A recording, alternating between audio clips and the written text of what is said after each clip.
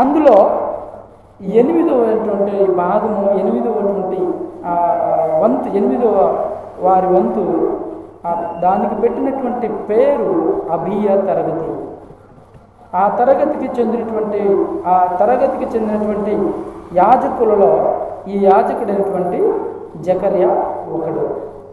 అయితే ఒకరి తర్వాత ఒకరు వారి వంతులు చొప్పున యాజకత్వం చేస్తూ ఉన్నారు. ఇక యాజకుడైనటువంటి జకర్యా వంతు వచ్చింది. ఈయన యాజకత్వం చేయాలా. ప్రత్యక్ష గుడారము, ఆవరణము, పరిశుద్ధ స్థలము, అతి పరిశుద్ధ స్థలముగా విభజించుకొని మనం దానిని ధ్యానించుకుంటూ ఉంటే,